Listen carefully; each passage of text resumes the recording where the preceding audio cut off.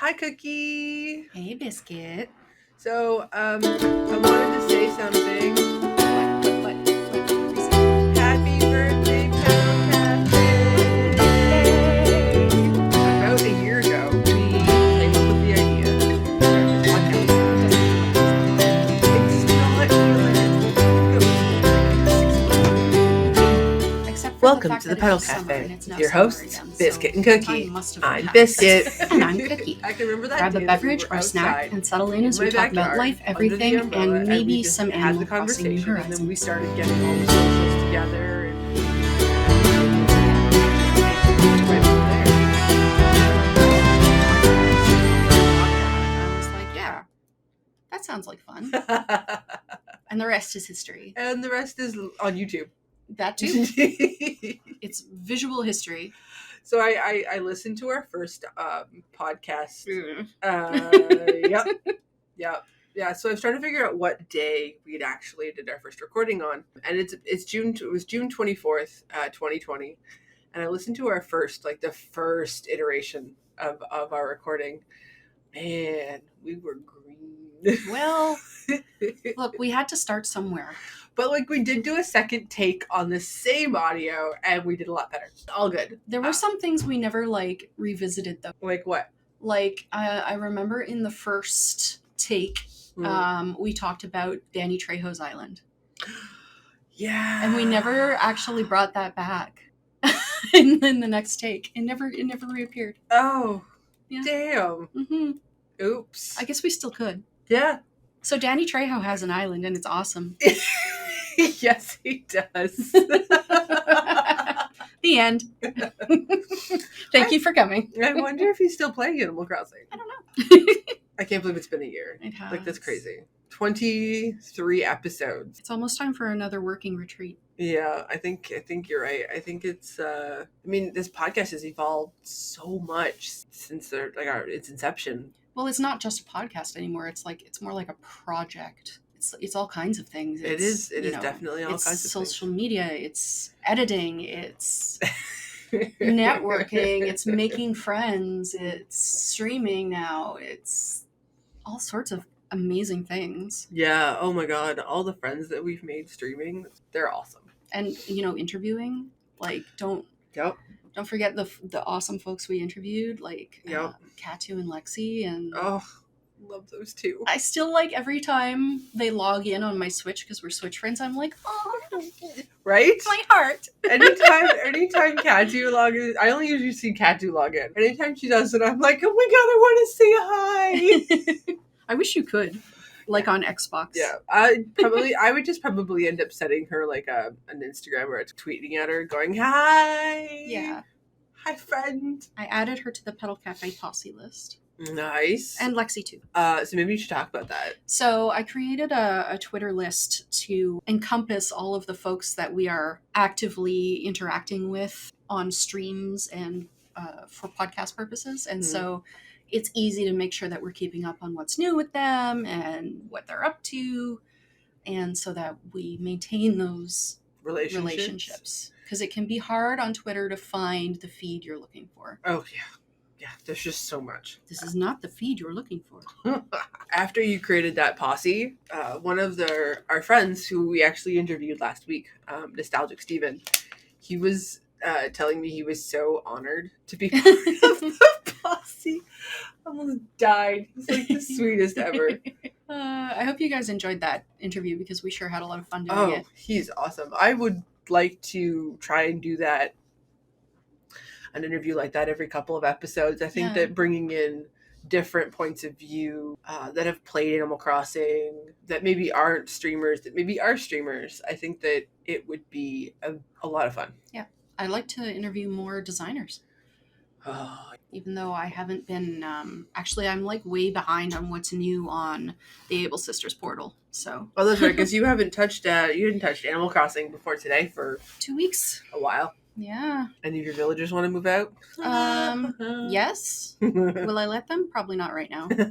So I logged in a couple of days ago. Tex the Penguin moved out. And then I was villager hunting and I got Freya. I found Freya, which is not I mean, she's cute. She's very Southern Belle, very, very adorable. And the only reason I grabbed her was because that Nostalgic Steven is doing all Wolf Island. Right. And Freya was on his list. So I figured, well, she's right in front of me. I'll grab her, I'll foster her until, when he can open up a plot or whatever. So he opened a plot, got her in. I ended up bringing Itol in. And then, like 2 days later, she asked to leave. She, just arrived. I mean, but whatever. I can bring her back in again. It was one of those things where I just needed to move somebody and to pick from a pile of amiibos that I have. I was easier to just grab one from the other area. I was villager hunting on stream. That when I found Freya, one of the only big birds that I would take would be a chicken, and it's a very specific. His name is Ken. He is a blue chicken. Because of course, a blue chicken is perfect. Yeah. So I ended up finding him after 5 tickets. So you wouldn't take an eagle? No, I don't like them. I mean, there's one that's kind of cute, but I'm just yeah. I mean, eventually, of course, they're all going to be on my island. I'm going to go through the villagers that I wouldn't have taken. But, my tastes change and grow, and maybe at some point I'll grab an eagle, Had Celia on Cookie Land. She was okay. Yeah, I had her for quite a while. She was all right. She's the quintessential normal personality for me. But I wasn't super attached to her. She seemed aloof to me. I don't know why. Man seemed like that to me. Yeah. I was just I get the normal personality is very not super. They're chill. But that was over chill. But yeah, it seems like there's this line where they're either really aloof or really sweet to you. Yeah. And there's no in between. I need an in between. Yeah, that'd be nice. So I got Ken, and I haven't logged in since then. Yeah. Been very busy this week. Well, in anticipation that someone is going to be moving out, I'm prepping to bring in Toby from the Sanrio pack. But that's because I know that Walt is going to ask soon to move out, and that's Walt is my cranky kangaroo. Oh, okay. And Toby's a smug, but their house would go really well where Walt's is, up on the bamboo ledge, so that's why I want that there. And then I'll have to find another cranky, but that's okay because you're fostering Spike for me. I am. It was Spike's birthday. Yep. Oh, I was going to ask, did you want to celebrate Spike's birthday when I get to June 13th? Yeah, that's amazing. June 17th. 17th. I know, I got notified that it was going to be Spike's birthday soon. I was like, oh, Cookie needs to come for Spike's birthday. Absolutely. So I'm on June 4th. So we're still a couple of days away. Yeah. In other news. So let's talk about E3. That's what I was going to say. Womp, womp. It was a bit of a letdown for a lot of ACNH players. It was not, from my understanding, it wasn't only ACNH players that felt a little let down. It wasn't the most exciting direct we've ever had. It was not an exciting direct. Last year's was way better. Yeah. Last year's was so much more interesting. Well, the September direct, non-E3 September direct was awesome. Yeah. No, I mean just E3 last year was way better. I don't even remember it. The only thing I remember is that they mentioned the Mario stuff, and the Sanrio stuff, and that was going to be 7 months away at the time. Still, it wasn't. But yeah, a lot of ACNH players are thinking they were going to get Petal Cafe. Well, hoping. I mean, after the E3, a bunch of the data miners have discovered fence customization, museum upgrades, and specific lines of code that would increase our island size. That would be interesting. Either was going to be one of two things. Either it's there to be a placeholder, so something maybe in the future, or it could potentially come out in 2.0. Right. Which would probably be another year away. I mean, I don't know when 2.0... I'm sure it will happen. Yeah. I just don't know when. And when it does happen, I assume they're pre-programming a bunch of the code for 2.0 because it's going to take. You'd have to. I mean, if it's as big as it looks like it's going to be, then it's going to be exponential. I mean, yeah. So I mean, like, if it's in a year, okay, because like they have to test all the code, yeah, and then add it in. And they have to add it in a little bit of time so they don't break stuff. And I mean, I understand if that's what they're doing and like testing it as they go. I want to know where we're going, you know? Yeah. Just give us a teaser or a taster or a date, a target date, not even a real date, just a target date. No, because then if they give a target date, you know what's going to happen. They're going to get, everybody's going to get belligerent when it doesn't happen. Exactly. So that like I get it. They're keeping things fluid. But I mean, and because Twitter blew up with the no ACNH update. Yeah, they did. And I get why Nintendo's president, Nintendo Canada? America. Nintendo of America. I get why their president did that video and did that statement about, you know, there is stuff coming for, you know, New Horizons. You just have to be patient, and I'm going to be as vague as I possibly can. Yeah. He basically did just say stuff. He said content and activities or something like that. And you know what? I'm happy with that. I know they haven't abandoned us. He did mention that there are 33 million islands out there. Wow. Yeah. That's a lot of islands. So I would estimate that's about 30 million players. Yeah, that sounds about right, because people have multiple Switches. Some people have multiple Switches. I was on Holly Crossing changed her username this week to Fwoggy Holly. Oh. I was on her stream the other day, and she did a poll asking how many of us have second Switches, and it was only 25% of the people that were following the stream that day, which actually was... It's a lot. It's a lot, but it's actually fewer than I thought. You know, I don't have a second Switch, but because I didn't count the other one in my household that isn't being played. Yeah, I mean, I don't have a second Switch, but like there is one in this house that has Animal Crossing on it. It does have an island, so we'll link all of the articles that we're referencing in the show notes. There's lots of information out there. More than we covered. Plausible. Yeah. I mean, honestly, at this point, it's speculation. It's all speculation, and that's fine. Having speculation to go to is better than nothing. Yeah. You know? It keeps us interested. It keeps us talking. It keeps us paying attention. And really, how much more can we ask for? So then on to E3, but maybe not Animal Crossing things. Well, okay, so E3 wasn't a complete bust. It was not. If you play things other than Animal Crossing, which fair enough, lots of people don't. But I do. Yes, so do I. And I actually was kind of enthused about some of the things they talked about in the Nintendo Direct. Such as, although it was also in the Ubisoft Direct, the new Mario Rabbids game. I'm into it. Yeah. It looks fun. I've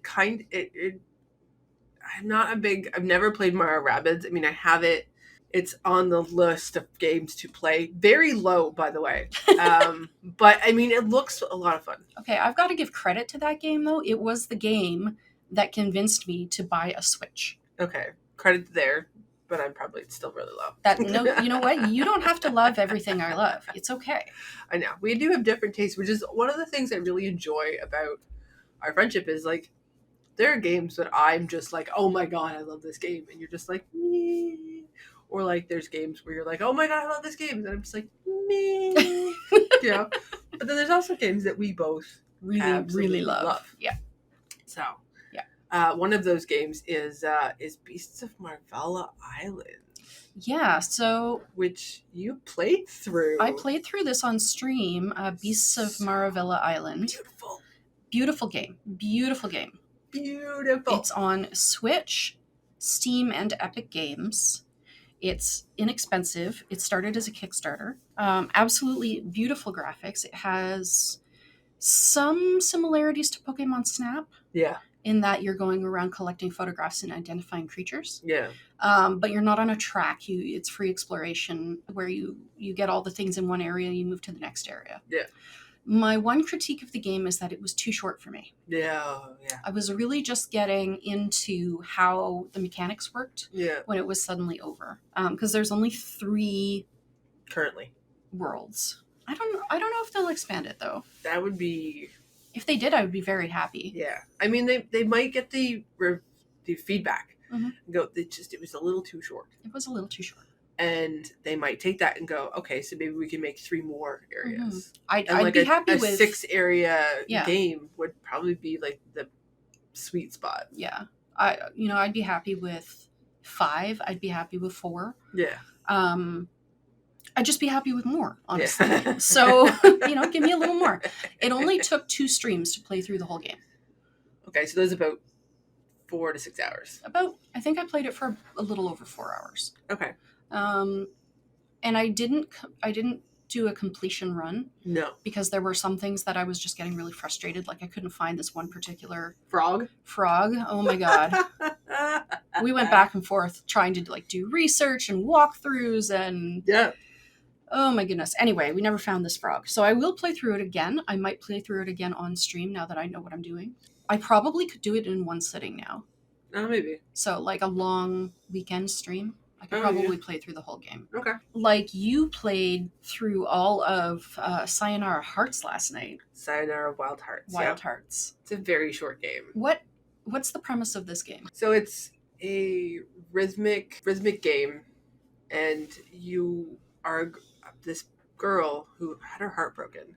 Okay. And you're basically battling all of your thoughts and negativity to get back to mending your heart and working through all of the sadness, which comes in the form of different gang. And it's a game where you're all constantly moving. You don't stop.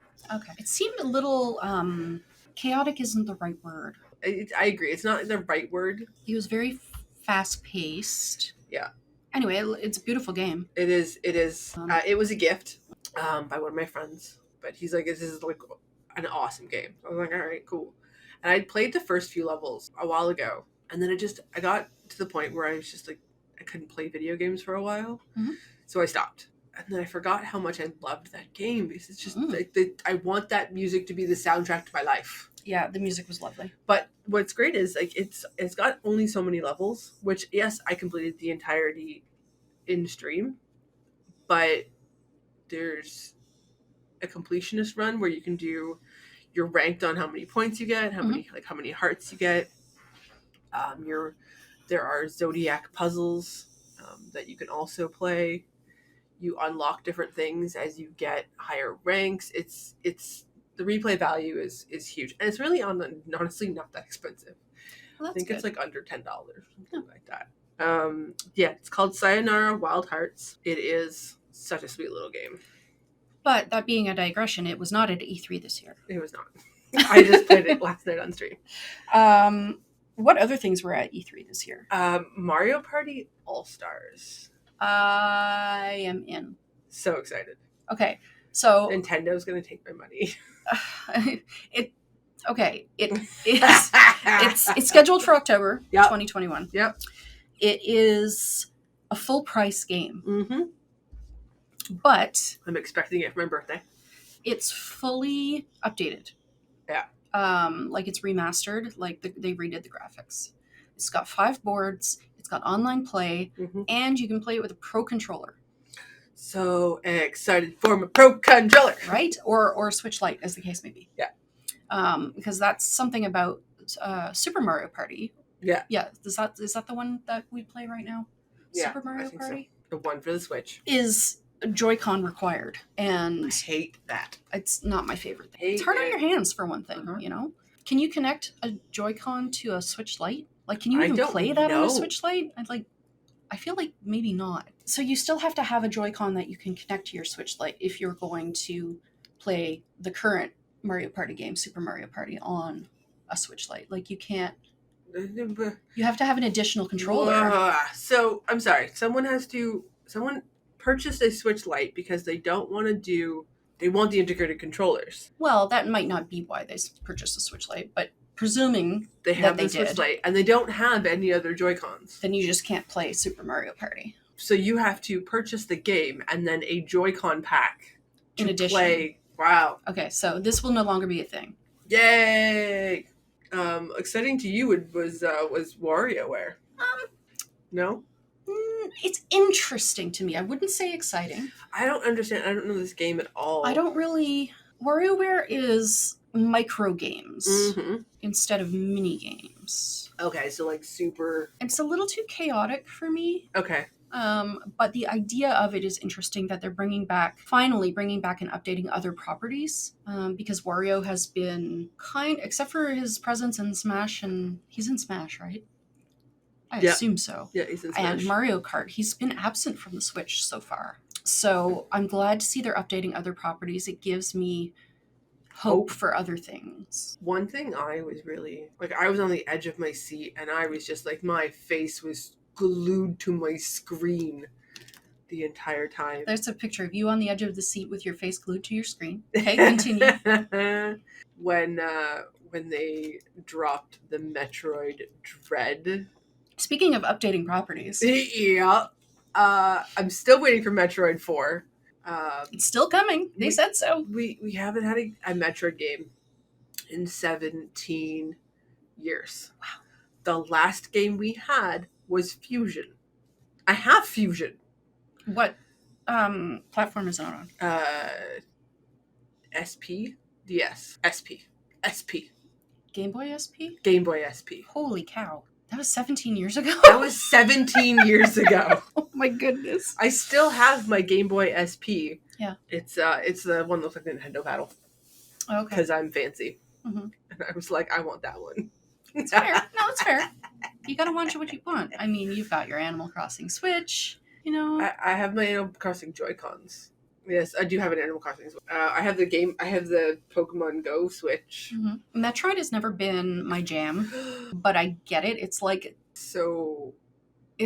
the archetype of platformer. It's OG. It's like when they came out with Mega Man 11, I was like, yes, give me this game. Mm-hmm. They're hard as hell.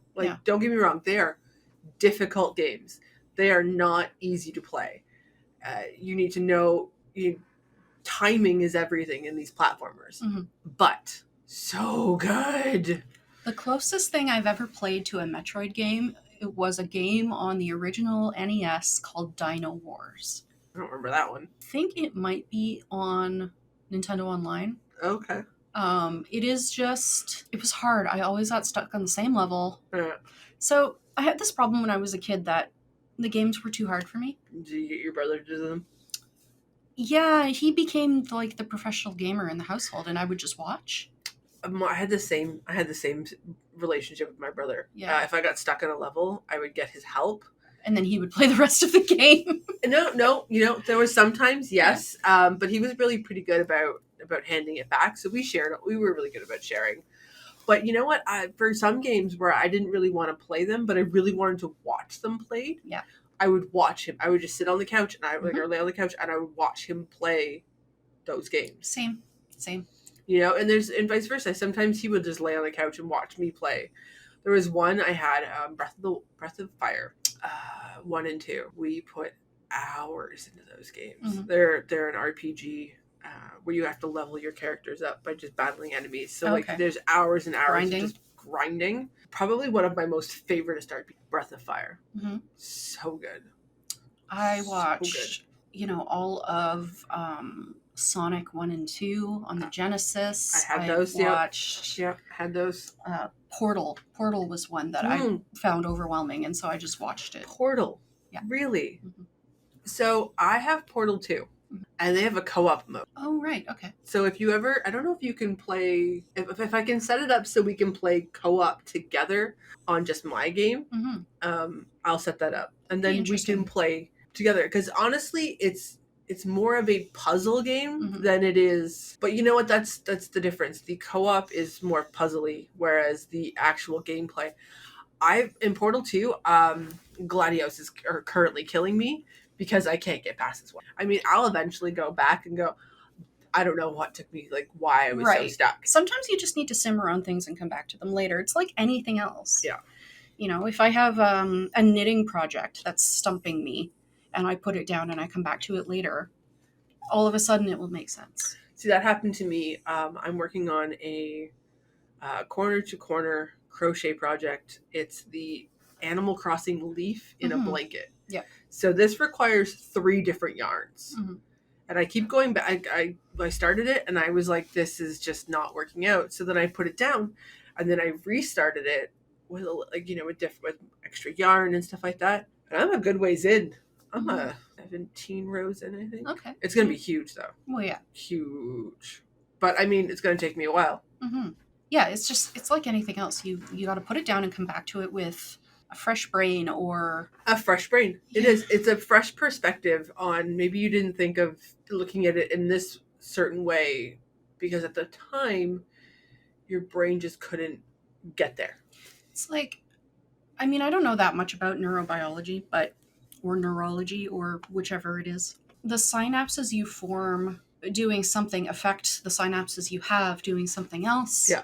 And you come back to things and you have different connections now in your brain and you can think about things differently. It makes all the difference. And that's why I really love puzzle games, because they really make my brain work and create those new synapses and I feel like you basically get smarter from puzzles. I think. Like, I still have not finished a Rubik's Cube, but eventually I will. One day. I haven't either. I have a tiny one. Eventually. Okay. So back to summer things. Maybe E3. not E3 related. Okay, so outside the world of E3, what's happening? So you know that game that we both play? I think it's called Cozy Grove. Yeah, that one. You had mentioned to me that they are hoping for an update soon. Yeah, they've been putting together this giant summer update, which they're hoping will be released to all the platforms on the same day, which is interesting. Oh, wow. Yeah, so far this has not been... No, normally I get things first ahead of you. So they have to submit the update for approval. Yeah. And then it gets rolled out to whichever platform as it happens usually. And the Nintendo Switch seems to often be the last one to get approval. Yeah. But what they're doing is they're putting things in for pre-approval so that hopefully they can roll everything out on June 23rd. Oh. And that's June 23rd, 2021. 2021. Yeah, because I play on the PC and you play on the Switch. Yeah. Which is a very different experience, honestly. Yeah, I don't have a mouse for one thing. So when you are playing on stream, what you're doing and how you're doing it doesn't look the same as when I am. Yeah, no, it doesn't. Yeah. It doesn't look the same at all, which is interesting though. So they're adding some new things like wigs to the game, so you don't have to permanently change your hairstyle every time. That's kind exciting. of like the Animal Crossing ones, like the matronly bun. I'm just going to keep coming back to You're the here for the matronly bun. I'm here for the matronly bun. You're coming for it. They're adding bug catching. Ooh. Pretty exciting. I just hope they don't have like a seasonal bug thing. Well, the thing about Cozy Grove is that the seasons are like seasonal. They're not monthly the way Animal Crossing is. Yeah. It's actually a season. It's a season, so it's like right now we're in early summer. So maybe there's like early summer and late summer, but it's still seasonal. So who knows what's going to happen? I don't know. I don't know what to expect, but I'm looking forward to expecting new things, whatever they are. And so Spry Fox put out a little video, which we will link to, of all of the updates that they hope to be able to launch. Well, not all of them. They want to keep some surprises. Well, I mean, yeah. A bunch of. Fine. Nah. So, one of our streamer friends, Miss Martini, she streamed this really adorable game yesterday that I was like, I'm all into. And I may or may not have just purchased. I might have purchased it on the Switch prior to the fact that Miss Martini was streaming it, which is the Last Campfire. Yeah. Because it's on sale right now. I don't know if it will still be by the time this episode drops, but I always keep things on my wish list, and then I shop from my wish list every week. I look to see what on the wish list is on sale. So I grabbed it. Yeah, I prefer to get Nintendo Switch games on sale because I mean there are games that I will spend the full $80 like $80+ on. Only because it'll be 2 years before those things go on sale. Yeah. But I mean I waited and I waited and I waited and I got Luigi's Mansion for $50. Yes, so did I. So that was, but like, you know what? Nintendo holds its value. It does. I do not regret any of the physical and or digital games that I have purchased with Nintendo. So yeah, so I'm very excited to play Last Campfire. I will be streaming that as well. I think it's going to be it's such a cute little game. It's so like, be prepared for your heart to grow 3 sizes in this game. No, honestly, it is just a little heartwarming little game. It made me so happy after a very long day at work. Oh, well, I'm looking forward to playing it. Yeah, it's probably not going to be the next thing I play on stream, but it's definitely not. It's on the list, though. It's on the list. There's a long list. Yeah, I'm going to digress for a second. I may or may not have restarted Breath of the Wild because Breath of the Wild 2 is coming out. Actually, that was at E3. Well, they say it's going to be next year. They say next year. Yeah, so the earliest is next year. But for how long it takes you to get through Breath of the Wild, I guess if you're not playing it obsessively, may or may not be playing obsessively every once in a while. It might be. Oh, I can relate. Days and days and days. I think that's what I'm going to do on stream today. Actually, playing Breath of the Wild because I'm kind of obsessed. Cool. That's okay. I'm enjoying myself. The first time I played through it, I wasn't in a headspace to really understand and absorb everything, which sucked. So I put it down. I haven't played in 2 years. 2 years? Something like that. At least a year. Well, you first played it shortly after it came out. I did. And then I didn't touch it after that. Right. I have gotten way further than I did the first time. Okay. I have found more things than I did the first time.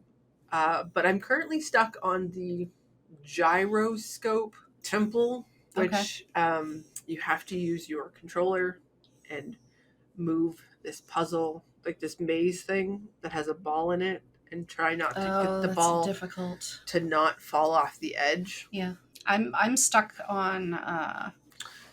I'm stuck in Ni no Kuni, Wrath of the White Witch, trying to sneak into the palace, and you have to go by the guards on a certain timing. Oh yeah. And not be seen, and it's just I've done it 15 times, and I'm like... It sounds like me last night when I was playing Luigi's Mansion. Just less funny. Because we were laughing at you, not with you. But it was funny. Oh yeah, no, I wasn't in the brain space for Luigi's Mansion last night, honestly. I just kept doing the same thing, knowing that it was going to be the same results, but I just couldn't not do the same thing. Yeah. It's fine. It's fine. Another game that I just got was Gris. Yes, Gris or Grease. We're not super sure how maybe to pronounce it's Gris. It is so beautiful and looks like so much fun. I have played it. It is absolutely stunning. Yeah. Stunning game. The work that went into that game. Wow. Yep. It is a puzzle platformer, I guess. Yeah. The visuals are beautiful. The story is beautiful. The music is beautiful. I cannot say enough good things about that game. I remember you saying that you got Tiny Bang Story. I did get Tiny Bang Story. I haven't played it yet. Oh, I actually, doesn't happen very often, but I finished that game. Yeah. Yeah. It's such a fun puzzle game. It is adorable, and it took me a couple of days. Yeah. Of playing, get through all of the puzzles. But yeah, it is. I think you're gonna enjoy it thoroughly. I think that's gonna be a stream game. I enjoy one thing I did like about Beasts of Maravilla Maravilla Island is that it was not a big commitment. Yeah, it was one of those you can play it in a weekend kind of games. Yeah, which I guess I wasn't expecting it to be. Yeah. But I do like those games, knowing that, there's an end in sight. You can accomplish it. Yeah. I mean, I've have a lot of games where, the end is not in sight, so I get a little, not downtrodden, but, knowing that it's going to take me a while, I put them down for a while. But I do like a game every once in a while that I can feel like I've accomplished something and I finished it. Yeah. Not every game has to be a slog. No. It's okay to enjoy games just to enjoy the games. Yeah. And I like that, you know. I like to do a game that is digestible. Yeah. You know? So. Another game that looks digestible is a short hike. Yeah, agreed. That one looks like a lot of fun. I didn't pick it up just yet because, like you were saying, it's not a super discount. I mean, I don't want to stiff the developers. No, you want to support the developers, but we also have to keep in mind, like, we're not made of infinite funds. Bells. You know? Yeah. We don't have infinite bells, and we need to spread the love as much as we can. I noticed something on your stream last night, though. Did you see someone? I saw Petal Cam. I've noticed that a lot of streamers are putting their fur babies on their streams, and I happen to have a webcam that I don't use at all, like ever, because I have chosen not yet to face cam on my streams. Right.